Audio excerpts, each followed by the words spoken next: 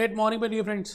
दोस्तों, भूपेश आनंद आपके सामने आज फिर एक बार lecture number 7 working capital management we are doing as per CMA USA part 2। We are doing section B corporate finance. और मैंने आपको बताया कि हम पहला चैप्टर ही वर्किंग कैपिटल कर रहे हैं and the link which I have told you already, वो सब कुछ मैं बता चुका हूं, मैं रिपीट नहीं करूंगा। बेटे ग्रेट मॉर्निंग में section B corporate finance unit 4 working capital management specifically for CMA USA part 2। बेटे कोई कट पेस्ट नहीं है, जबकि मैं I am taking CPA USA, I am taking for ACCA CFA USA, but still I am dedicatedly customized recording for CMA USA because every course has a different orientation. आइए जी, हम चले दोस्तों। we in the last 6 lectures, in the 6th lecture I have done the practice from Hawk, from Glenn, from Wiley। मैंने अपने EPQ, study text, CMA review सब कुछ आपको बताया और हमने वर्किंग कैपिटल मैनेजमेंट में कंसेप्ट 1 और 6 को एक अच्छी तरह से रिवाइज कर लिया। आज लेक्चर नंबर 7 की तरफ हम चल रहे हैं। बेटे लेक्चर नंबर 7 में एक बात बड़ी इंपॉर्टेंट है जो मैंने बतानी है आपको। This is lecture number 7। आइए एक बार लिखें लेक्चर नंबर 7। कमर बिल्कुल सीधी बेटे, कमर सीधी करके बैठेंगे आप, ये बात समझ लीजिए।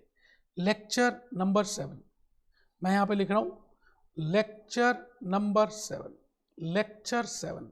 We have already discussed in 6 lectures that what I mean by working capital, what is the working capital terminology, and what I mean by operating cycle. Question number 1, basically we have to answer these 2 questions in this unit number 4 corporate finance working capital management. पहला question है, how much is the requirement of funds कितने चाहिए, and second is from where I can get those funds, from where to procure that funds, because I am a management accountant, so I have to answer these 2 questions my dear friends. First question is how much is the requirement, मुझे रोटी की भूख कितनी है, मुझे how much I am empty feeling, and then from where I will eat that. So first question is how much is the requirement of funds, and for that we have seen net working capital, gross working capital, operating cycle and all that. बेटे आज के इस lecture में मैं बड़ा important point ये बता रहा हूँ that when I say net working capital, it means current assets minus current liabilities. It means if I increase current assets, then my net working capital will increase.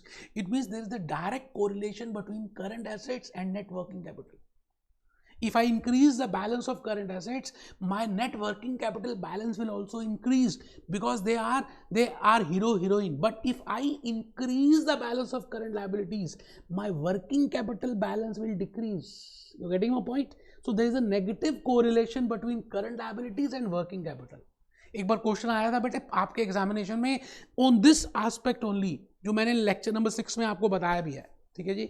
So I will say there is a direct positive relationship between current assets and net working capital, and there is a negative correlation between current liabilities and net working capital. So there is a need to find out that current assets increase कैसे होते हैं और decrease कैसे होते हैं। So it means I will be doing x-ray, I will be doing analysis of current assets.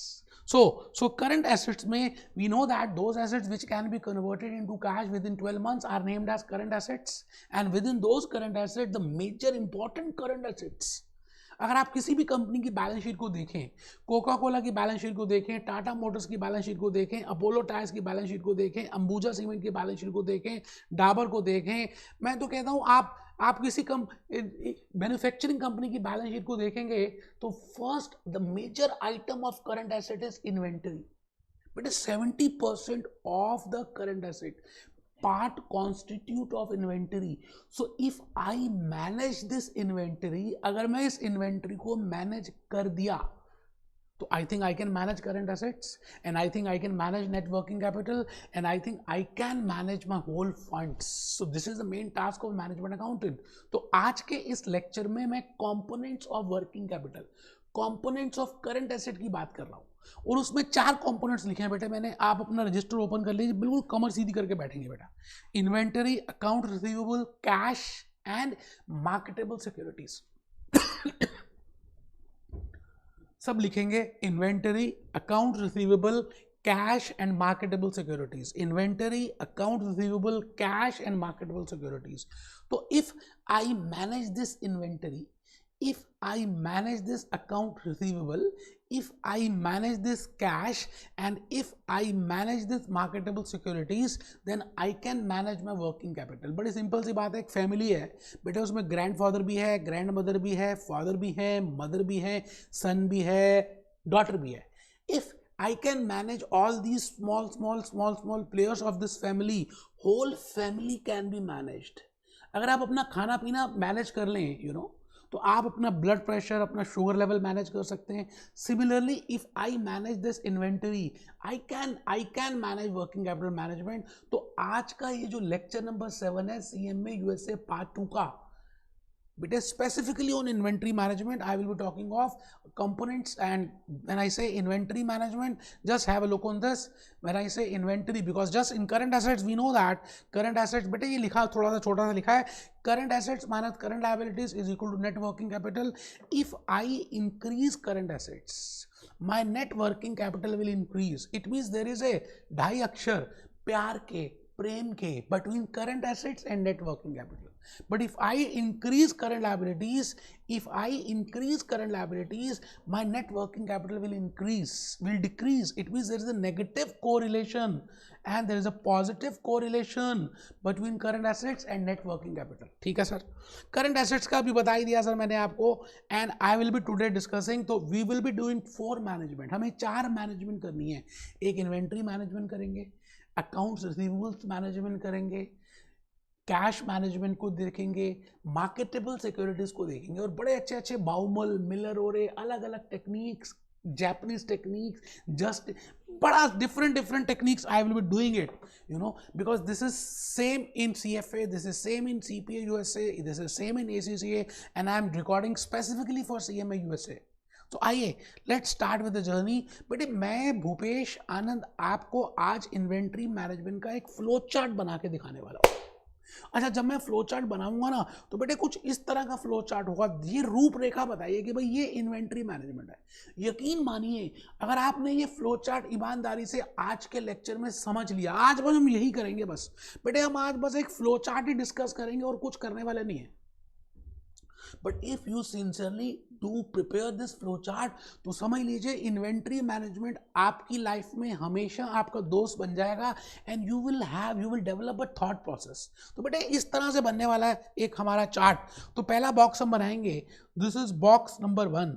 This is meaning of inventory. That what I mean by inventory, why we keep inventory, what are the types of inventories. Second जो box होगा, that will be on meaning of inventory management. What I mean by inventory management, that is my box number 2, and this will be my box number 3. That what are those 3 questions, ऐसे कौन से 3 questions हैं which are very important questions. What is to be, for example, अगर आप planning की बात करें तो हम बोलते हैं ना, what is to be done, when it is to be done, how it is to be done. Similarly in inventory management, if I know that what is to be purchased, how much it is to be purchased, when it is to be purchased, then I can manage that. तो next box number 3 will be this. Then उसके बाद बेटे हम box number 4 बनाएंगे. ये box number 4 है, मान लीजिए. बॉक्स नंबर 4 में I will be telling you some methods, some models. हम विलियम जे बाउमल की बात करेंगे, फिरंगी की बात करेंगे, हम कैम्बेन मॉडल की बात करेंगे, जापान की बात करेंगे. And then we will prepare this box number this is box number 4, this is box number 5. बेटे आपको अभी मैं बॉक्स के अंदर की बातें नहीं बता रहा, मैं जस्ट ये कह रहा हूँ कि ये फ्लो चार्ट इस तरह से बनेगा. अगर आपने फ्लो चार्ट प्रिपेयर कर लिया तो समझ लीजिए इन्वेंट्री मैनेजमेंट समझ आ गया. बेटे box number 6 will be objective of inventory management. 6 डब्बे बनाने हैं, 6 बॉक्स. बस बेटे 6 दे दो और मैं आपको इन्वेंट्री मैनेजमेंट समझा दूंगा. मुझे खून दो, मैं आज़ादी दे दूंगा CMA USA से. मैं आपके नाम के आगे लिखवा दूंगा CMA USA Ramlal, CMA USA Ram प्यारी. मुझे खून तो दो यार, थोड़ी सी मेहनत तो करो मेरे साथ. आओ जल्दी से हम ये 6 बॉक्सेस का फ्लो चार्ट प्रिपेयर करें और उसके बाद देखें कि what I mean by inventory. अच्छा, before preparing this flow chart वैसे तो देखिए मैंने इसकी स्लाइड्स ऑलरेडी प्रिपेयर की हुई हैं, बट मैं चाहता हूँ कि आप पहले देखेंगे ना, आप पहले बनाएंगे तो मुझे अच्छा लगेगा। देखिए सीधी सी बात मैं आपको बताऊँ, इसलिए मैं जान के नहीं चाहता कि आपको ये दिखाऊं, but still have a look on this. बेटे मैंने बड़ी मेहनत की आपके लिए, specifically for CMA USA I have prepared the slides. मैंने फिर हैंड रिटन स्लाइड्स बनाई, फिर मैंने जूस नोट्स प्रिपेयर किए, कंसेप्ट बेस्ड क्वेश्चंस बनाए, एक्स्ट्रा प्रैक्टिकल क्वेश्चंस बनाए कि आपको लॉजिकली बात समझ आ जाए। और आप भी उन सभी बच्चों के साथ जो जिन्होंने ऑलरेडी बड़े बड़े कोर्सेज किए हैं, आप भी एक प्रोफेशनली क्वालिफाइड स्टूडेंट बन जाएं। तो I think in the last 5-6 lectures, from intro, from strategic management, we have seen that there are 3 types of decisions.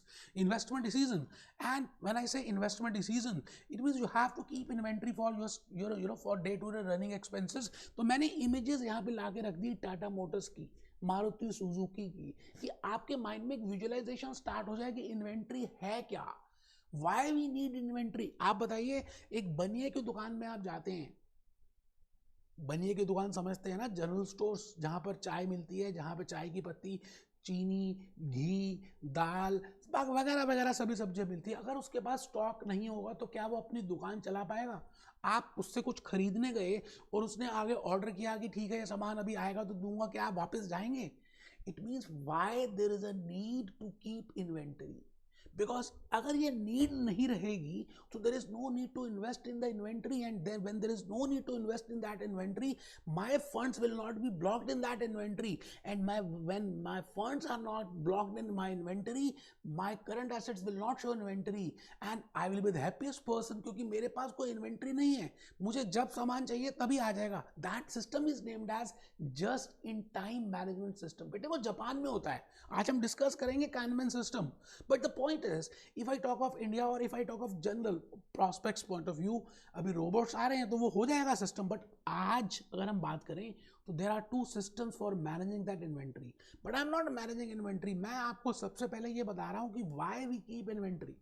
आप बताएं, just have a thought process that why companies, why corporates, why Dabur India, why Apollo Tyre, why Patanjali, why Tata Motors, why Maruti Suzuki, why Fevicol Pidilite, why Ambuja Cement, why a Bania, why a Chole Bhature wala, why a tea stall should have inventory? क्या लगता है बेटे, tea stall वाले के पास क्या inventory होगी? बेटे उसने पहले से ही कुछ चाय की पत्ती ला के रखी होगी, है ना, शुगर रखा होगा, इलायची रखी होगी, छोटी इलायची, बड़ी इलायची, ये सामान उसने पहले से ही रेगुलर उसके पास हमेशा स्टॉक में होना चाहिए। अच्छा, कुछ दूध खरीदता होगा, अच्छा कुछ उसके पास रेगुलरली कुछ चाय बन के खड़ी बन गई होगी। इट मीन्स अ चाय बेचने वाला, a tea vendor also has inventory 3 types. 3 तरह की इन्वेंट्री है बेटा। एक तो रॉ मटेरियल जो बिल्कुल कच्चा सामान है, अभी उसने दूध उबाला नहीं, अभी थैलियों में पड़ा हुआ है बेटा, प्लास्टिक की थैलियों में, अभी 5 किलो पत्ती बंद पड़ी है, अभी चीनी पड़ी है, कुछ चीनी उसने यूज कर दी है चाय बनाने के लिए, कुछ चाय बन गई है। It means there are 3 types of inventories. One is raw material, second is work in progress, third is finish goods. जैसे आप CMA USA IMA इंस्टीट्यूट के लिए वर्क इन प्रोग्रेस हैं, you are not a raw material because you have already joined this course, now you are not finished. So there are 3 types of inventories, my dear friend.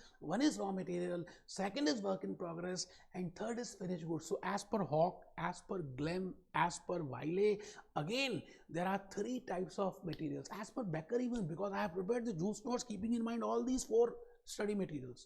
So there are 4 types of, there are 3 types of inventories. One is कच्चा सामान, raw material, second is work in progress which is neither कच्चा सामान nor finish good, बीच का, हम बीच के हैं, बीच का, that is more than 0%, less than 100%, and the goods which are fully completed up to 100%, that is named as finish goods. तो आज हम डिस्कस करेंगे बेटे why we want to have inventory. Hindustan Lever, general store, why they have inventory, and I have told you there are 2 types of decisions, short term and long term. Short term में हमने discuss किया current assets, बेटा आई lecture 7 है।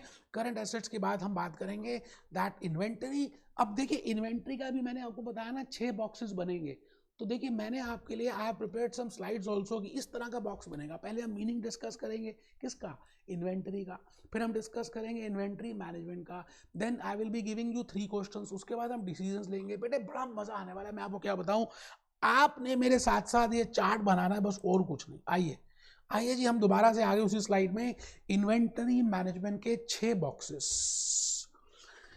और before that मैंने आपको अभी अभी ये बताया that why I keep inventory. If I think, if I have given a case study for Big Bazaar, Reliance digital, Croma, Vijay sales, fruit vendor, chole bhature, Amazon. बेटे I am a seller in Amazon. अगर हमारे पास stock नहीं होगा ना तो हमें वहां पे लिखना पड़ता है आउट ऑफ स्टॉक। मेरी सारी बुक्स, सारे वीडियो लेक्चर्स अमेजॉन, फ्लिपकार्ट में सेल हो रहे हैं। But the point is, if you do not keep that stock, we will be given with a penalty. We are being penalized. हमें penalty देनी पड़ेगी बेटे. It means it is necessary that we should have a stock. General Stores, Maruti Suzuki, Apollo Tyres, Infinity. Up to the time हम पूरा robot system में convert हो जाए, just in time system में मैनेजमेंट में आ जाए, कैनमैन जापानीज सिस्टम में आ जाए, for that time unless up to that period we have to keep inventory. बिना इन्वेंट्री के कैसे चलेगा? आप बताइए। टाटा मोटर्स के यहाँ पर कुछ तो बैटरीज होंगी, कुछ कच्चा सामान होगा, कुछ उसकी फैक्ट्री में कुछ बन रहा होगा और कुछ कार्स बन के रेडी हो गई होंगी।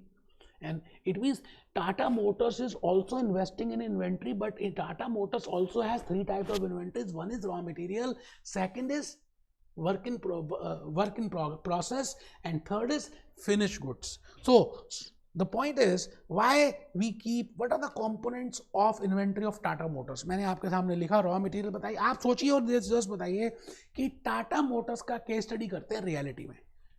अब टाटा मोटर्स के यहाँ पे रॉ मटेरियल का क्या स्टॉक होगा?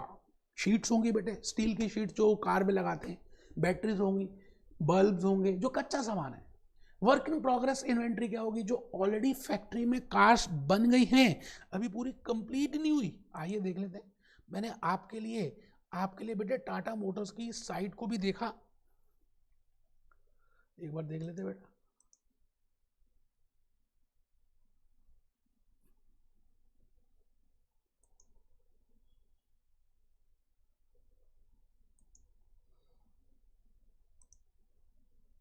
एक सेकंड बेटे, मुझे लगता है मैंने इसको नहीं किया। मैं चाहता हूँ कि आपको मैं गूगल बाबा से कुछ दिखाऊं, और ये रहा आपके लिए गूगल बाबा। आइए जी, अब आ रहे हैं हम। मैंने आपके लिए बड़े प्यारी प्यारी सी चीज़ें निकाली हुई हैं, मैं चाहता हूँ कि आप उनको देखें। और ये देखिए जी, टाटा मोटर्स का मैन्युफैक्चरिंग प्लांट। बड़ी मेहनत की बेटे आपके लिए कि आपको सारी बातें क्लैरिटी में समझ आए। I want to tell you that you should know why we keep inventory and why it is an important component, what are the types of inventories and what are the different case studies with the help of case studies, because ऐसे type question करना है तो आपको पता होना चाहिए ना कि इन्वेंट्री के टाइप्स क्या हैं। ठीक है जी, ये मैंने आपके सामने रखा। सिमिलरली आ जाइए, आइए दूसरा देखते हैं। टाटा मोटर्स के पास डिफरेंट टाइप्स ऑफ इन्वेंट्रीज का भी मैंने आपके लिए साइट ओपन किया और ये बताने की कोशिश की कि भाई इन्वेंट्री का मीनिंग है क्या। अभी हम आएंगे विकीपीडिया में आएंगे, we will discuss that what I mean by inventory. I have taken into account, मैंने विकीपीडिया को निकाला। अभी देखते हैं कि विकीपीडिया क्या कहता है इन्वेंट्री के बारे में। बेटे बड़ा ही मज़ा आने वाला है, मैं आपको क्या बताऊं, इतना मज़ा आने वाला है कि आई will B relating all the things with your practical life के स्टडीज। परचेज ऑर्डर की बात करेंगे, इंटरनल की बात करेंगे, ये सब देखेंगे। पहले आइए थोड़ा सा चार्ट प्रिपेयर कर दें, लेट्स मूव तो मैं आ गया जी आपके सामने, यहाँ पर आ गया सर, बिल्कुल आ चुका हूँ। और आप इस समय मेरे सामने बैठे हैं और आप लिख रहे हैं ऊपर। ये देखिए मैंने ऑलरेडी 6 बॉक्सेस का आपको फ्लो चार्ट बताया था, अब मैं वो 6 बॉक्सेस शुरू कर रहा हूँ। पहला बॉक्स है ये, this is box number 1। Firstly आपको लिखना है what is the meaning of inventory, what do you mean by inventory. When I say inventory, I mean there are 3 types of inventories. One is that inventory which is not being processed up to any percent, which is 0% processed. That is named as raw material. And that type of inventory which is processed more than 0% but less than 100%, up to 99.99, that is named as work in process. And the third is finished goods, that which is fully completed. तो आइए जी जल्दी से chart बनाएं। पहला box बनाएंगे बेटे, मेरे साथ साथ बनाएंगे, कसम होगी अगर आपने नहीं बनाया तो। मैं आपको फर्स्ट अटेम्प्ट में CMA USA क्लियर कराना चाहता हूँ। वो बेटे पार्ट 2 बड़ा इंपॉर्टेंट प्रैक्टिकल पार्ट है, आप पार्ट 2 भी पहले दे सकते हैं। आइए जल्दी से लिखें बेटे, meaning of inventory, raw material, because मैंने वहाँ शॉर्ट में लिखा है work in progress, finish goods. That something which we have to hold, जो पहले से ही रखना पड़ेगा किसी भी कंपनी को सोचे. Just have a look on that. Even have a look on Nerolac paints, Berger paints. Pet industry को देख लीजिए, ऑयल इंडस्ट्री को देखिए, एफएमसीजी इंडस्ट्री देखिए, पेट्रोकेमिकल्स देखिए, टेलीकम्युनिकेशन देखिए, रियल एस्टेट देखिए, DLF. It means it is important to have something in hold, then only you can do trade. And it can be of three types. What is the meaning of inventory management? बेटे box number 2 में हम सब आ चुके हैं, box number 2 में आ गए और आप सब मेरे सामने डायग्राम बना रहे हैं. Box number 2, what I mean by inventory management. अच्छा, मैनेजमेंट का मीनिंग क्या होता है? Effective and efficient utilization of men, money, material, machine. I think I have told you also that what I mean by financial management. It is effective and efficient utilization of finance. Similarly, what is time management? It is effective and efficient utilization of time. Similarly, what I mean by inventory management, it is effective and efficient utilization of inventory. That is raw material, that is work in progress, and that is finished good. I can, manage effectively and efficiently the inventory if I can answer these 3 questions. अगर मैंने ये 3 questions का properly answer दे दिया तो I can become a good planner. What is to be done? How it is to be done? When it is to be done? अगर मैं ये तीनों questions का answer दे दूँ तो I can become a good planner. Similarly for inventory, if I can answer what is to be purchased, क्या खरीदना है, और produced. For Maruti Suzuki I have to produce it, I have to purchase and then produce. तो पहला question है what is to be purchased और produced. Second question is how much to be purchased. बेटे हमारे घर में फैमिली मेंबर्स जितने होते हैं उसके हिसाब से हमारी मम्मी खाना बनाती है. शाही पनीर बनना है आपके घर में और देयर आर 4 मेंबर्स, तो बेटे 4 के हिसाब से बनेगा. गेस्ट आ रहे हैं तो गेस्ट को भी इंक्लूड करके बनाएंगे. How much it is to be purchased and when it is to be purchased. कब बनाना है, कब, इवनिंग में बनाना है, शाम को बनाना है, मॉर्निंग में बनाना है, आफ्टरनून में बनाना. These are the 3 questions. अगर आपने आंसर कर दिए तो बेटे एक एक क्वेश्चन हॉक का, ग्लेम का, वाइले का, बेकर का ऐसे करेंगे कैप्लन का. फर्स्ट क्वेश्चन लिख रहे हैं what is to be purchased. आइए सर प्लीज, सभी बच्चे लिख रहे हैं what is to be purchased, how much to be purchased, and when it is to be purchased. So I will be answering these 3 questions, and for answering these 3 questions I will be taking 2 steps. मैं 2 steps लेने वाला हूँ, 2 decisions लेने वाला हूँ, 2 methods का use करूँगा. I will be using some methods and some techniques. तो मैंने क्या किया, कैप्लन, बेकर, हॉक, वाइले, ग्लेम का मिक्सचर किया, बादाम रोगन बनाया और आपके सामने 2 बातें लेकर आ गया जो आप प्रिपेयर कर रहे हैं. बेटे इसका आप देखिए डायरेक्ट रिलेशनशिप है. आप इसके नीचे चार्ट बना रहे हैं और आप यहाँ पे लिख रहे हैं first question. First is to answer these 3 questions I will be taking 2 decisions. I will be taking the help of some methods, some models, and I name them as inventory management models और methods. और second है बेटे inventory management techniques. Methods भी कह सकते हैं, models भी कह सकते हैं, because I will be using procurement model, I will be using William J Baumol model, I will be using EOQ model, I will be using production model, I will be using EBQ, I will be using backup order cost model. बेटे मेरे blood में बसता है ये financial management, strategic financial management, because मैं सभी international courses को पढ़ा रहा हूँ. तो ये सब आता है बेटे मेरे को.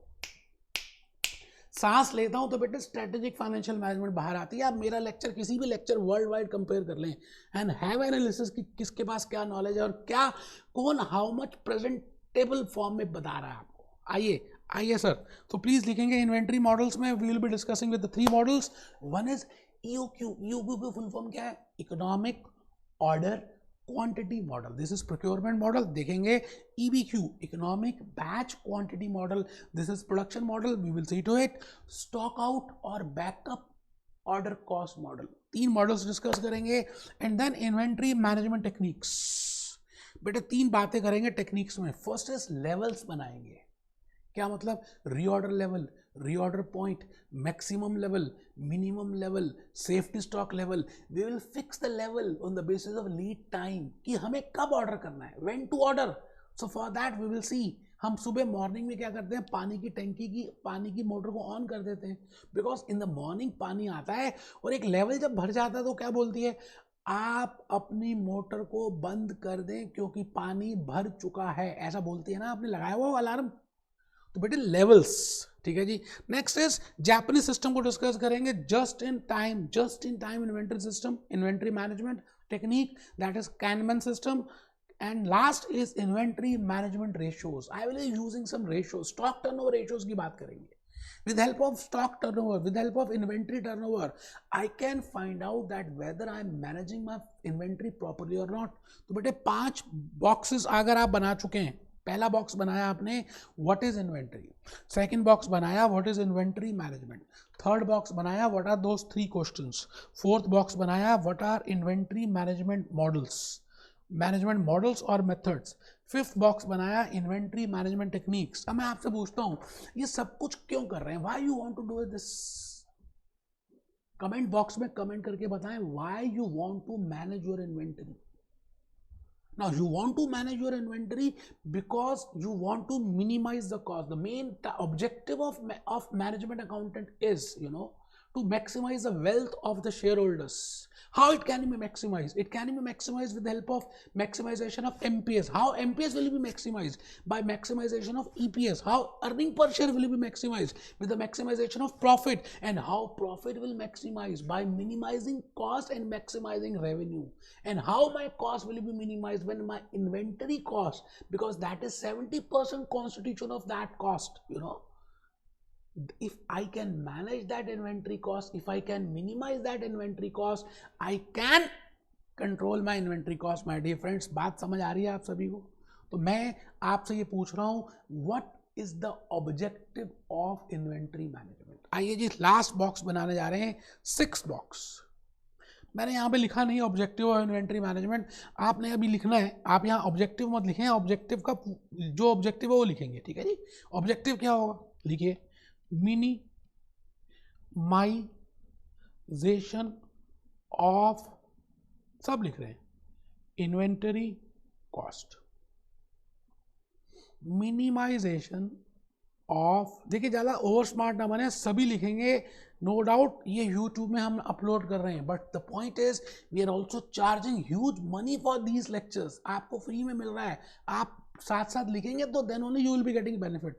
सो minimization of inventory cost, minimization of inventory cost, that is my objective, because if I minimize my cost, my revenue will my profit will increase. Let the revenue remain same, my profit will increase, my EPS will increase, my MPS will increase, my sentiments will increase, and I will maximize the wealth of the shareholders.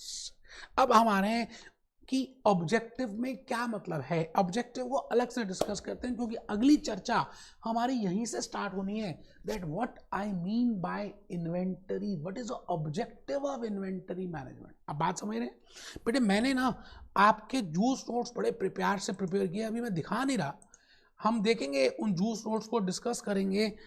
थोड़ा सा मैं idea बता दूं बेटे, ये देखो हमने slides तो अलग से बनाई है पीपीटी, ठीक है जी, जूस नोट्स अलग से प्रिपेयर किए।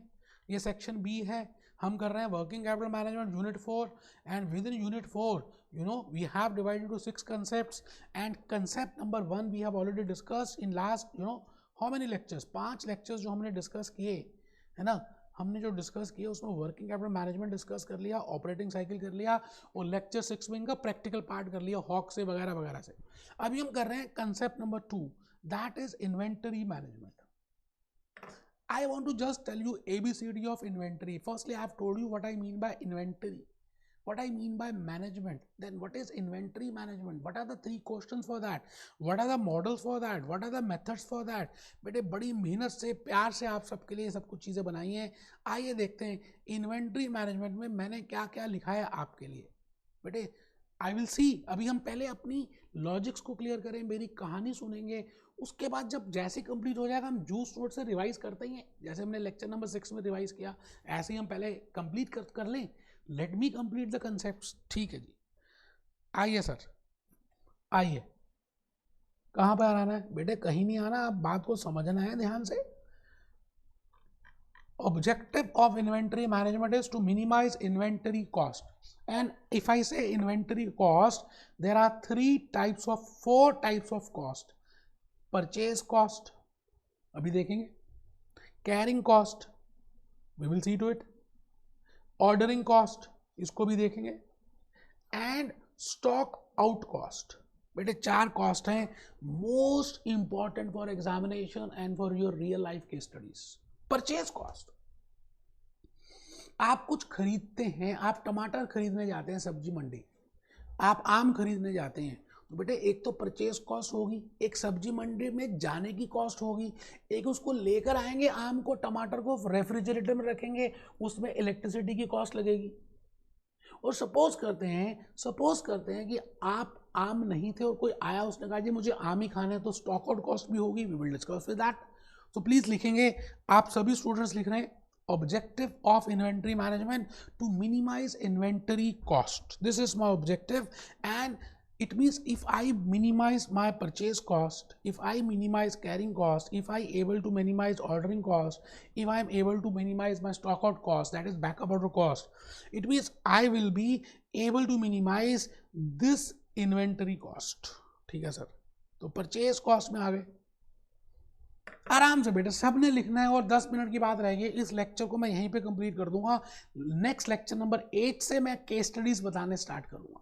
तो आप बिल्कुल टेंशन मत लें, आप पहले लिखें परचेज कॉस्ट. बड़ी सिंपल सी बात है, अगर हम 3rd क्लास के बच्चे से पूछें तो वो भी बता देगा. आजकल वो अमेजोन से खरीद रहा है. ठीक है जी. तो परचेज कॉस्ट का मतलब है how much is the purchase price per unit. एक यूनिट कितने में आएगा और कितने यूनिट्स खरीदने, how many units you want to buy. It means purchase cost is equal to quantity purchased, how much quantity you have purchased into purchase price per unit. PPP, PPP, PPP, PPP, yes, PPPU. क्या मतलब हुआ? Purchase price per unit into quantity purchased. ठीक है जी. So this will be purchase cost. Purchase cost sometimes vary with respect to quantity purchased. मैंने एक quotation लिखी है, इसके ऊपर आपको एमसीक्यू आ चुका है. बेटे आप कई बार 1 किलो टमाटर खरीदते हैं और कई बार आप सपोजिंगली 5 किलो टमाटर खरीदने हैं. आपके घर में गेस्ट आ रहे हैं और मम्मी ने कहा भाई टोमेटो सूप भी बनाना है, मुझे टोमेटो पूड़ी भी बनानी है, मुझे टमाटर की सब्जी भी बनानी है, मुझे टमाटर की चटनी भी बनानी है. तो 5 किलो टमाटर ले आ रामलाल. आप रामलाल हैं, आप पहले 1 किलो टमाटर लाते थे, तो आपको वो वेजिटेबल वेंडर $50 पर केजी देता था, या 50 रुपीज़ या 50 येन पर डॉलर और 50 pounds per dollar. But now you want to buy 5 kg of tomatoes. क्या लगता है आप उससे कुछ डिस्काउंट की बात करेंगे या नहीं करेंगे? लॉजिकली बताइए. आप कहेंगे सर 5 किलो टमाटर लेने. इस सब्जी वाले ने ये रेडी लगाई हुई है भाई साहब, ये देखिए, ये टायर है, उसके यहाँ सब्जी है, टमाटर है, टमाटर, और आप आ रहे हैं टमाटर लेने के लिए. आप बताइए whether you will ask for discount with this from this vegetable vendor और नॉट. Yes, you will go for that. It means if you buy 1 kg of tomato, there will be a different amount, X amount of purchase cost per kg. But if you buy 5 kgs of tomatoes, then he will not charge you X dollars per kg. He will charge you X dollars minus something, and that minus something is discount. मेरी बात आप समझ रहे हैं? तो आपसे मैं ये कहना चाहता हूँ, परचेज कॉस्ट वेरी भी करती है. जब आप ज़्यादा क्वांटिटी बाय करते हैं तो you ask for quantity discounts. तो नेचर तो पता होना चाहिए ना. आप ये बताइए, जब आप मसाला डोसा खाते हैं तो आपको मसाले डोसे का नेचर पता है ना. अब आंखें भी बंद कर दें तब भी हम आपके मुंह में मसाला डोसा डालें तो आप बता देंगे ये मसाला डोसा है. पाव भाजी, chole bhature, you know the nature of chole bhature. Similarly, there is a nature of purchased cost. मैंने कहा it is semi variable in nature. Fix भी है और वेरिएबल भी है. Sometimes it is fixed and sometimes it is variable. When it is fixed, when your quantity is very low, and when you want to buy a huge quantity, you generally go for discount, you go for offers also, and in that case it becomes variable. So it is a mixture of two. So I will say purchase cost is a semi variable cost. Cost management part 1 में मैंने बताया हुआ है. Cost के 3 nature होते हैं. Variable cost क्या होती है बेटे? आप 1 यूनिट खरीदते हैं, 1 यूनिट की कॉस्ट, 2 खरीदते हैं, 2 की कॉस्ट, 3 खरीदते हैं, 3 की, 4 खरीदते हैं, 4 की. That cost which directly varies with the production, with the number of units purchased, that is named as variable cost. ठीक है, अभी उस डिटेल में नहीं जा रहे, because we have to discuss something other than that, फिर कुछ और में आ जाएंगे. ठीक है जी. Ordering cost. तो मैं आपको इस समय एनुअल परचेज कॉस्ट की बात कर रहा हूँ. अभी हम जूस नोट से नहीं देख रहे, हॉक से नहीं कर रहे, बैकर से नहीं कर रहे. पहले आप मेरी कहानी को सुन रहे हैं. मेरी कहानी मुंह जबानी, पहले logically real life case studies के साथ रिलेट करके तो देखिए कि क्या होती क्या इन्वेंट्री मैनेजमेंट. एक बार ये समझ आ गया तो बेटे क्वेश्चंस फॉर्मूलेस अपने आप डिराइव होंगे, हो जाएंगे, टेंशन की बात नहीं है. तो मैंने कहा इन्वेंट्री कॉस्ट के 4 कंपोनेंट्स हैं. First component is purchase cost. I think purchase cost सबको समझ आ गया. अच्छा, अब आप टमाटर लेने के लिए सब्जी की मंडी में जा रहे हैं, सब्जी मार्केट जा रहे हैं, और हम अज्यूम कर रहे हैं कि सब्जी मार्केट आपके घर से काफ़ी दूर है. तो बेटा वहाँ तक जाने की कॉस्ट, रिक्शे में जाएंगे, that is named as ordering cost. It is named as placing an order. In real life, you have to prepare a tender, you have to fill up the purchase orders, you have to place that orders, you have to compare that, you have to inspect that. बेटे इन सभी को अगर हम कहें मिलकर जुमावड़ा बना दें तो इसका नाम है ऑर्डरिंग कॉस्ट.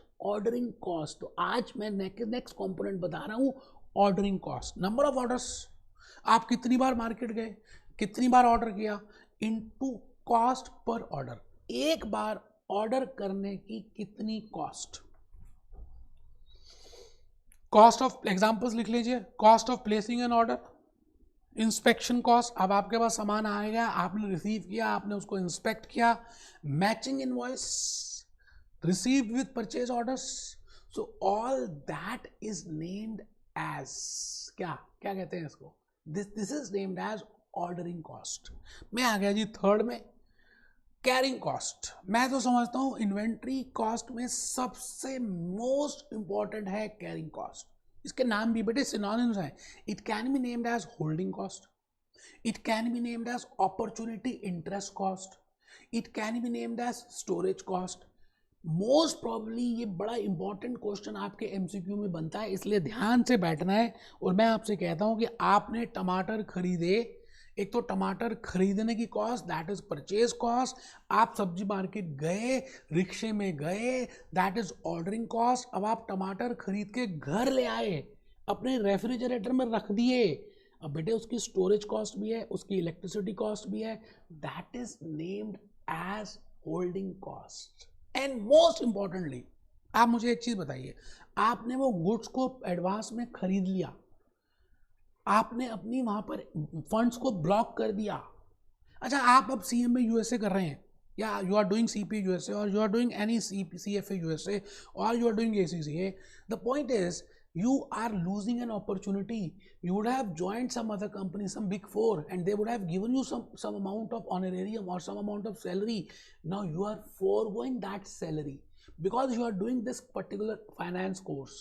इसी तरह से वो जो फंड्स उस कॉर्पोरेट एंटिटी ने ब्लॉक किए for purchasing that inventory, for holding that inventory, वो funds if they would have invested in some other place, they would have purchased marketable securities, they would have earned some rate of interest on that. But now they are losing that rate of interest, they are losing that income, because they have invested these funds in buying those inventories. Getting my point? आप समझ रहे हैं? मैं आपसे ये कहता हूँ कि जो नेक्स्ट अपॉर्चुनिटी है, आप उससे जो इनकम अर्न कर सकते थे, आप उसको लूज कर रहे हैं. That forgone salary, that forgone income is named as opportunity interest cost. आपने 5 किलो टमाटर खरीदे, क्या लगता है 5 किलो टमाटर ही रेफ्रिजरेटर में रख देंगे, या उसी समय कुछ कंज्यूम करेंगे? कुछ तो किचन में चले जाएंगे, कुछ आप खा ही लेंगे, रास्ते में कच्चा टमाटर खा गए, कुछ मम्मी ने सब्जी बनाई शाही पनीर, फिर कुछ चटनी बन गई, और 2-3 किलो टमाटर बचे, वो आपने रेफ्रिजरेटर में रख दिए। फिर नेक्स्ट डे कुछ 4-5 टमाटर और मम्मी ने यूज़ किए, फिर उसके नेक्स्ट डे और यूज़ किए, और उसके नेक्स्ट टू नेक्स्ट डे में टमाटर ही खत्म हो गए। इट मीन्स एक प्रॉब्लम आएगी सर होल्डिंग कॉस्ट में। जब आप इसकी कॉस्ट निकालेंगे तो आपको ये देखना है कि आपके पास इन्वेंट्री कितनी पड़ी हुई है, how much stock is there of inventory in your hand, because you are how much inventory you are holding, because you have to calculate the cost on that only. अब यहाँ पर प्रॉब्लम ये आ रही है that your inventory is not same.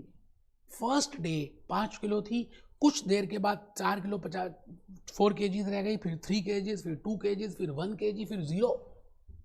It means there is a variation in the quantity held. तो बड़ी problem ये आनी है that we can not find out accurate holding cost. तो इसलिए वाइल कैलकुलेटिंग होल्डिंग कॉस्ट हम जनरली क्या करेंगे, एवरेज कैलकुलेट करेंगे। बेटा कहीं भी प्रॉब्लम आती है ना तो वी विल यूज प्रोबेबिलिटी, और प्रोबेबिलिटी ये कहती है probability of success will be 50% and probability of failure will also be 50%. if you go for tossing a coin for 10 times, 5 bar tell आएगी और 5 बार फेल होंगे, 5 बार हेड आएगी, ठीक है। तो इसी तरह से मैं आपसे ये कहना चाहता हूँ that in case of holding cost we because the number of units are not static, they are changing, they are dynamic, so we have to calculate the average inventory. बेटे बहुत सारी बातें बोल गया, अभी देखते हैं, पहले इसको लिख लेते हैं। आइए पहले लिखें, कैरिंग कॉस्ट लिखा, होल्डिंग कॉस्ट लिखा, अपॉर्चुनिटी इंटरेस्ट कॉस्ट लिखा, rent. If I talk of a corporate entity, आपने गोडाउन लिया, गोडाउन का रेंट पे कर रहे हैं, या आप रेफ्रिजरेटर ले रहे हैं, जैसे कोविशील्ड वैक्सीन आपको स्टोर करनी है तो रेफ्रिजरेटर चाहिए, तो डेप्रिसिएशन लग रहा है उस रेफ्रिजरेटर में for holding that Covishield vaccine. Insurance cost लग रही है, स्पॉइलेज, बेटे कुछ मटेरियल कुछ क्वांटिटी तो खराबी हो जाती है, कुछ तो इवेपोरेट हो जाती है। पेट्रोलियम है, आप पेट्रोल को खोल के रखें इवेपोरेट हो जाएगा। There are so many chemicals जो इवेपोरेट हो जाते हैं, जो श्रिंक हो जाते हैं, जो स्पॉइल हो जाते हैं, जो ऑब्सोलीट हो जाते हैं। क्या ये सब कुछ होल्डिंग कॉस्ट? बट इन सबका राजा, एक था राजा एक थी रानी, दोनों क्या करेंगे? दोनों नहीं मरे बेटा, दुनिया आगे चलेगी। इन सबका राजा है अपॉर्चुनिटी इंटरेस्ट कॉस्ट, इसलिए हम होल्डिंग कॉस्ट का नाम अपॉर्चुनिटी इंटरेस्ट कॉस्ट भी कह सकते हैं या कहते हैं, ठीक है जी। अब आइए हम इसके ऊपर आ रहे हैं। मैंने अभी तक explanation I have just given you that I will be using average quantity purchase. I will not be using quantity purchase for calculating holding cost, because the logic is I am not holding the same quantity for that particular period, that has been varied, you know। मैंने जैसे quantity purchase किया, ठीक है जी, यहाँ 5 kilo टमाटर खरीदे, फिर next day 4 kg रह गए, फिर 3 kg, फिर 2, फिर 1, फिर 0। इट मीन्स यहाँ पर अगर आप देखें तो 5 किलो की होल्डिंग कॉस्ट होनी चाहिए, यहाँ 4 की, यहाँ 3 की, यहाँ 2 की, यहाँ 0 की। इसलिए हम क्या करेंगे, यहां पर 0 आ गया तो 5 + 0 / 2 we will calculate holding cost on 2.5 kg, not on 5 kg, keeping in mind the law of probability. तो इसलिए हम यहाँ पे एवरेज लिखते हैं। बेटे लॉजिक बताऊंगा, कंसेप्ट बताऊंगा, तभी तो बातें समझ आएंगी। अमेरिका की ऐसी की तैसी हम कंसेप्ट बताएंगे, बेटे कंसेप्ट इंडिया से निकले हैं। Carrying cost is equal to average inventory purchased. So I have told you the logic why I am taking into account average inventory purchase into carrying cost per unit, ठीक है जी। तो मैं last point में आ रहा हूं आज के इस लेक्चर में, that what I mean by stock out cost। Supposingly आप कस्टमर हैं और आप अपनी एक जनरल स्टोर की दुकान पे गए, और आप जनरली उसी जनरल स्टोर की दुकान पे जाते हैं सामान खरीदने। आपको कॉलगेट टूथपेस्ट लेनी है, और generally you use Colgate toothpaste only, and you generally visit to that place only, to that general store वाला only।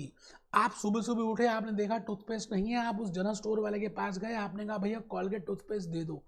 जनरल स्टोर वाला कहता है, बनिए की दुकान वाला कहता है आज कॉलगेट है नहीं, खत्म हो गया स्टॉक।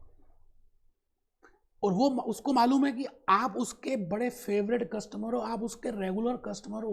तो बताइए वो जनरल स्टोर वाला क्या बोलेगा कि आज नहीं है कल ले लेना? तो क्या आप एक दिन ब्रश करके नहीं जाएंगे आप अपने ऑफिस? आप क्या करेंगे? आप उस अगले दिन की वेट नहीं करेंगे, आप नेक्स्ट शॉप में चले जाएंगे और वहां से कॉलगेट की टूथपेस्ट परचेज कर लेंगे। और सपोज करते हैं कि आप पहले वाले शॉपकीपर से $50 की एक टूथपेस्ट परचेज करते थे और सेकंड के पास गए, उसको पता था कि आप उसके पास नहीं आते हो, वो आप डायरेक्टली उसके पास पहले वाले के पास जाते हैं, तो उसने क्या किया, आपको डिस्काउंट दे दिया $45 पर टूथपेस्ट।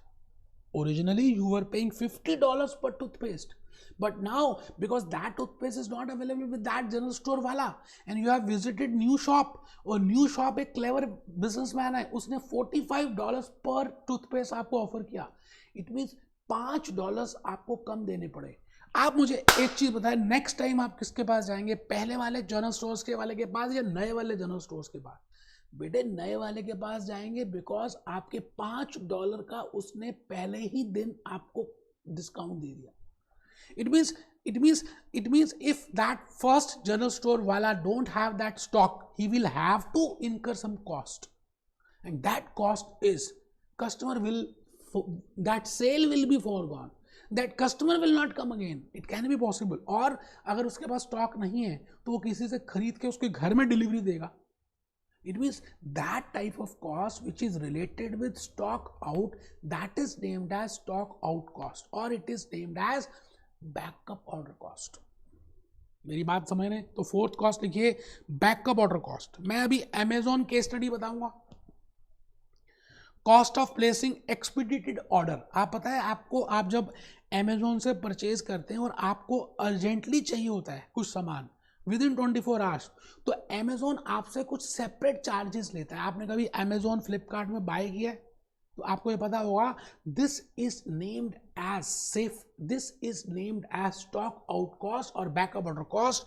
फॉरगॉन सेल, भाई आप उसके पास जाएंगे नहीं पहले वाले के पास, आप सेकंड वाले के पास जाएंगे, और अब next time if you want to buy a new thing, you will firstly go to that new general store, so that is named as cost of ill will, that is loss of customer। So these are the 4 types of costs which you have to see, and I am doing inventory management. This is Bhupesh Anand. I am doing unit number 4 working capital, lecture number 7, and that too total inventory cost is equal to purchase cost plus ordering cost plus carrying cost plus stock out cost। अब बेटे आप ये बताओ, कभी भी cost calculate करते हो तो कुछ पीरियड तो होना चाहिए।